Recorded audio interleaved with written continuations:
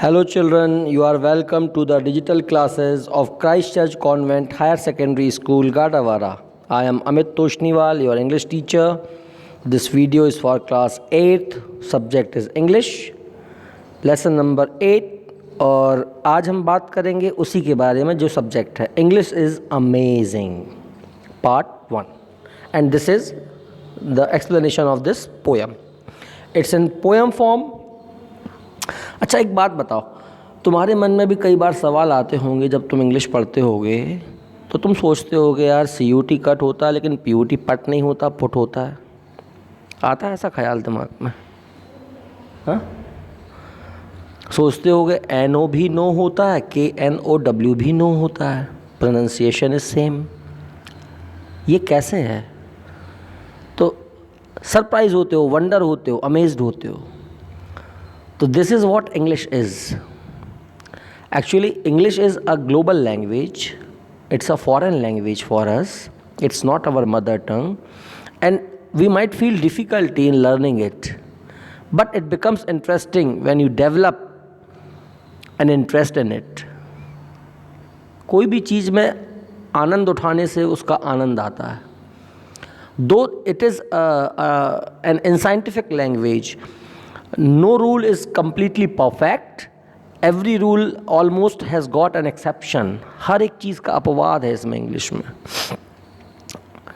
तो कुछ समझना मुश्किल होता है और ख़ास तौर से हम हिंदी भाषी हैं, भारत में रहने वाले लोग हैं, हमारे लिए एक ग्लोबल लैंग्वेज है, फॉरेन लैंग्वेज है, तो थोड़ा मुश्किल होता है. तो how it is, let's see, you will find it interesting. So we'll start the poem now. We'll begin with the box and the plural is boxes. तो box का plural boxes होता है. But the plural of ox is oxen, not oxes. तो ox का plural oxes होना चाहिए था, लेकिन क्या है? oxen होता है. The one whole is goose, but two are called geese. तो whole एक bird होता है, तो उसको हम यदि वो एक है तो गूज और बहुत सारे हो गए या दो हो गए तो गीज. बट द प्लूरल फॉर मूज इज नेवर मीज. मूज का प्लूरल जो है वो मीज नहीं होता. तो गूज यदि गीज हो रहा है तो मूज मीज होना चाहिए था, but it is not. You may find a lone mouse. यदि अकेला चूहा है तो mouse. And whole lot of mice. बहुत सारे हो गए तो माउस का प्लूरल बन गया माइस. बट हाउस का हाइस नहीं होता, हाउसेस होता है.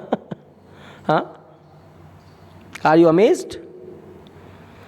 तो in English the rules are not perfect, they are imperfect, unscientific, but have got their own derivation of changing the words or formation of words for which we are not that perfect. We are ignorant, we are unaware of those rules.